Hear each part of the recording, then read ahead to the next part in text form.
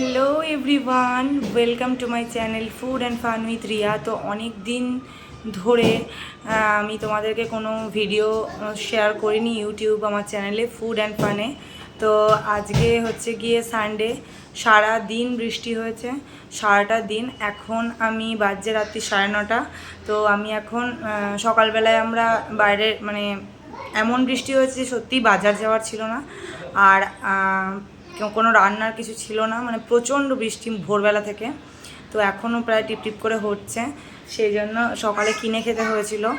তো রাত্রেবেলায় আমি একটা অভিনব বলতে আলু সিদ্ধ মাখা অনেক রকম টাইপের হয়। তো আমি সেই একটা আলু সিদ্ধ মাখা তোমাদেরকে দেখাবো, যেহেতু আমার চ্যানেল ফুড অ্যান্ড ফান।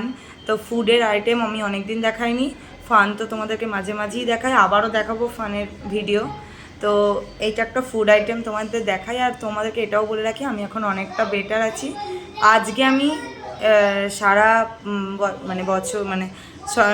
সারা পুরো সপ্তাহটা জুড়ে যেহেতু বেডরিডেন ছিলাম, মুখ চোখ দেখেই বুঝতে পারছো তোমরা।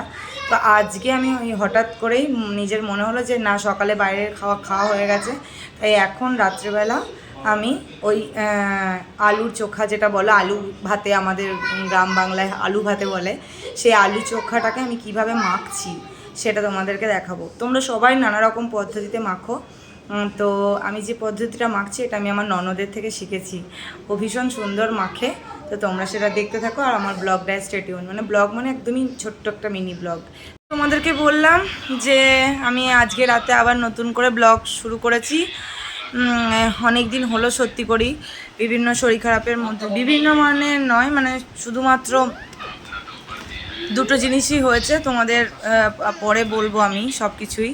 এখন মেডিকেশনের মধ্যে রয়েছি। তো যখন দেখবে মানুষের শরীর খারাপ হয়, তখন বেশি বেশি করে ওই সব জিনিসগুলোই খেতে ইচ্ছা করে যেগুলো বারণ। তো আমি খুবই রেস্ট্রিকশানে রয়েছি, ডাক্তারের কথা মতোই খাওয়া দাওয়া করছি, চলছি সবই।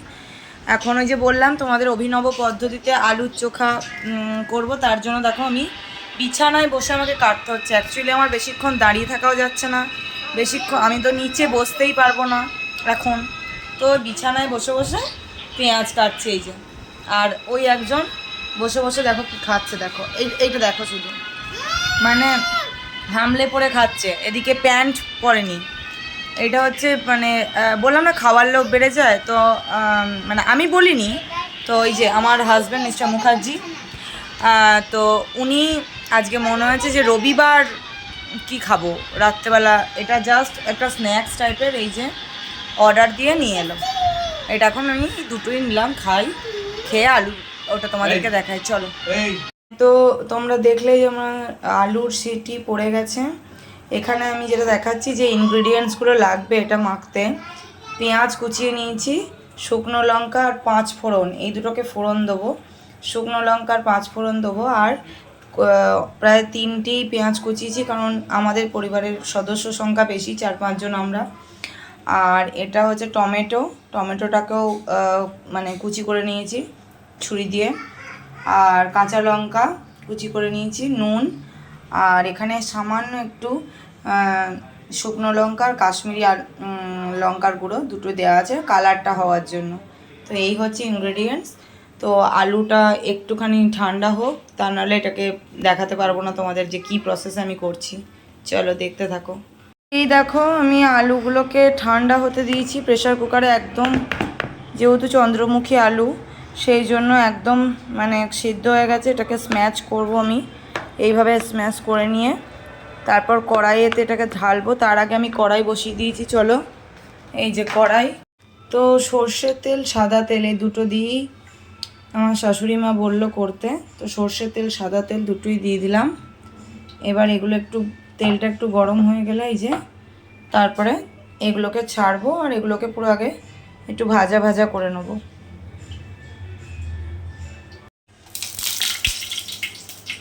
তেল গরম হয়ে গেছে, 5 ফোড়ন আর পেঁয়াজটা আমি একসাথে ছেড়ে দিচ্ছি, শুকনো লঙ্কা দিয়ে দিয়েছি।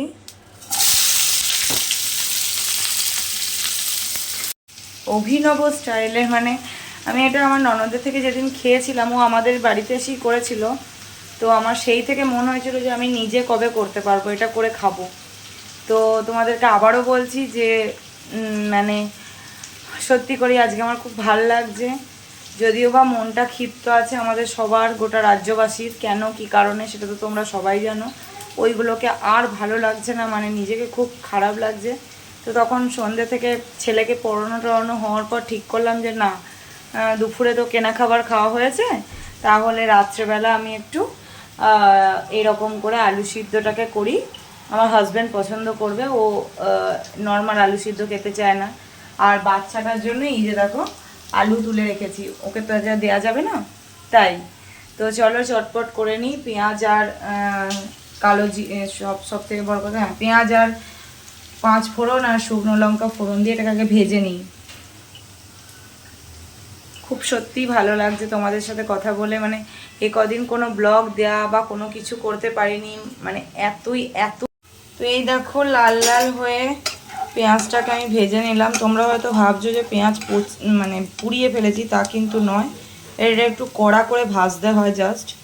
তো এরপরে আমি দিয়ে দেবো টমেটো আর কাঁচা লঙ্কা কুচিটা, এটা দিয়ে দিচ্ছি। এরপরে দেখতে থাকো, এই যে টমেটো আর এই যে কাঁচা লঙ্কা কুচি, নুন আর এইটা এখন দেবো না, ওটা আলুর সাথে দেবো।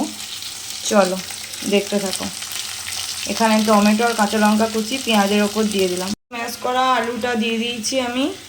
এটাকে আরও এখন আলুটাকেও এই পেঁয়াজ আর শুকনো লঙ্কা কাঁচা লঙ্কা টমেটোর সাথে আলুটাকেও আমি একটু কড়াইতে নেড়ে নিচ্ছি। আর এইবারেতে আমি নুন আর একটু হালকা লঙ্কার গুঁড়ো দিয়ে দেবো, এই যে দিয়ে দিলাম।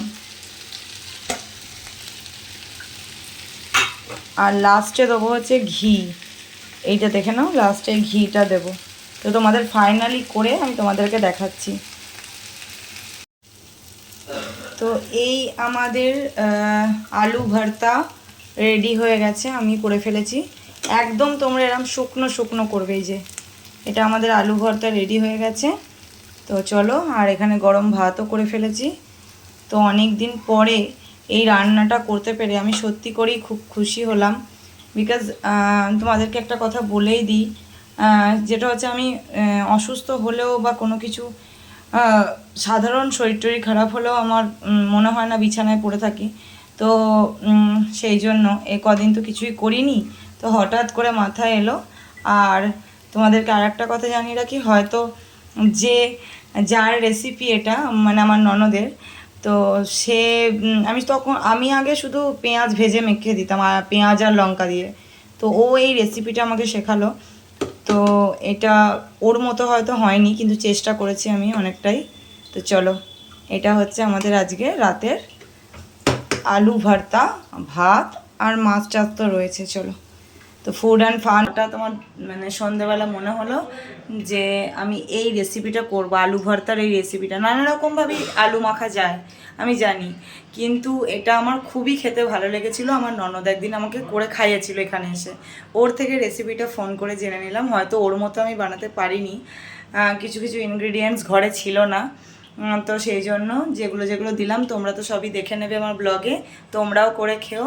আর তোমরা প্লিজ আমার চ্যানেলটাকে সাবস্ক্রাইব করো প্লিজ। আরও ভালো ভালো রেসিপি, ফান, আমার লাইফের ডেলি ব্লগ সব তোমাদের এই ফুড অ্যান্ড ফান উইথ রিয়াতে তোমরা পেয়ে যাবে এবার থেকে। তো চলো, গুড নাইট আজকের মতো।